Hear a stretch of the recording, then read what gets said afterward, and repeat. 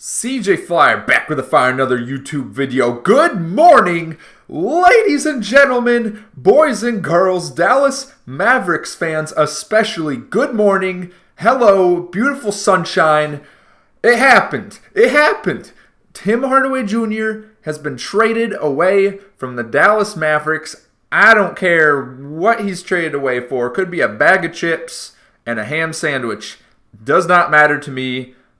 We got off the contract, which clears the way for Derrick Jones Jr. to sign with the Dallas Mavericks. Oh my goodness. I'm just feeling alive this morning. I'm sure anyone that's a non-Mavs fan that doesn't watch the Dallas Mavericks for the most part, outside of a few games here or there, is probably like, why are you so overly excited about this? You're getting Quentin Grimes. Quentin Grimes he's nothing special. I mean, just look at the stats. He's shooting what? Hold on. Let's look at this.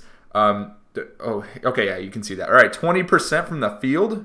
Yeah, that's a big stinker. I mean, it's only a 6-game sample size. I should be looking at the whole season.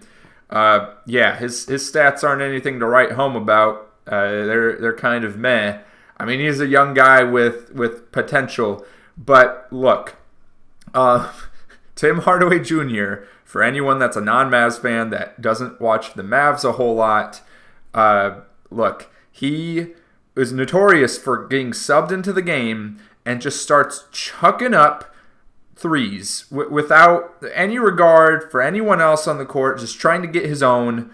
And, I mean, look, if he made them on a consistent basis, I'd say, sure, go for it. But this man has been on the longest cold streak in NBA history, it feels like.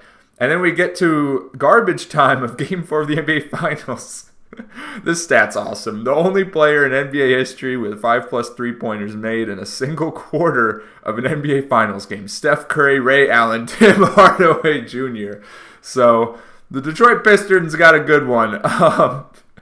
Yeah, man, there was a lot of issues going on with him being on the team recently. Obviously, I don't think it really hurt the team chemistry a whole lot, but you got his dad, former NBA All-Star Tim Hardaway, saying things to the media about how he's not getting enough playing time he's not getting enough touches or opportunities that, and while he's not, while the actual, his son is not actually saying anything, his dad coming out and saying that to the media kind of leaves a sour taste in people's mouths, and it was time for him to move on to greener pastures, I think. So I think it's a good trade, a good situation for both Tim Hardaway Jr. and for the Dallas Mavericks.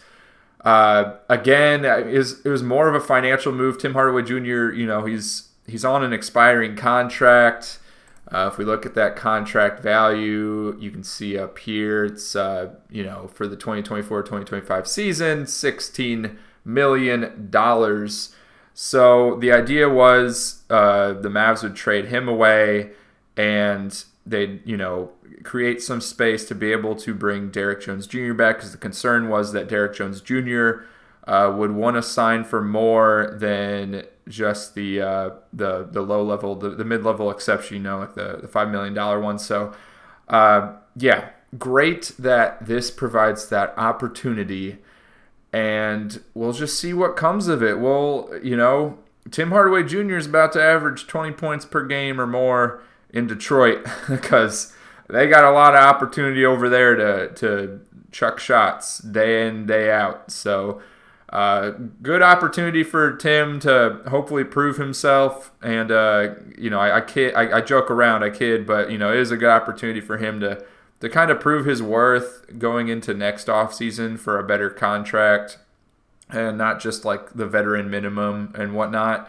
So we'll see what comes of that, and then it's a good for the Mavs. They're going to retain that championship. They didn't win the championship. Retain the core that made it to the finals, I guess is what I should say. Obviously, I hope for a little bit of improvement, but the reports have been so far that the Mavericks are looking to improve internally rather than bring in a lot of talent from outside.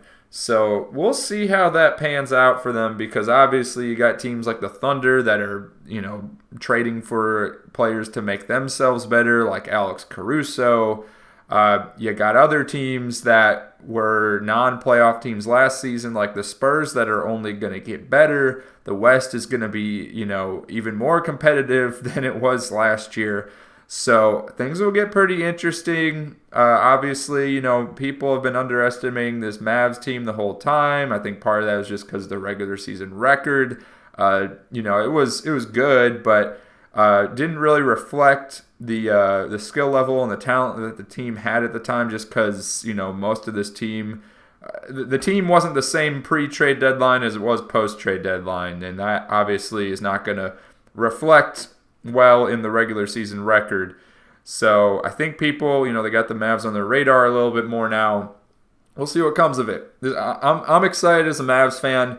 I'm glad they're making what I believe is the right moves to kind of, keep together the group that was able to take down the 1-seed Thunder, able to take down the Minnesota Timberwolves, and able to get at least one game against that Celtics team. That Celtics team is tough, man. But let me know what you think in the comments down below.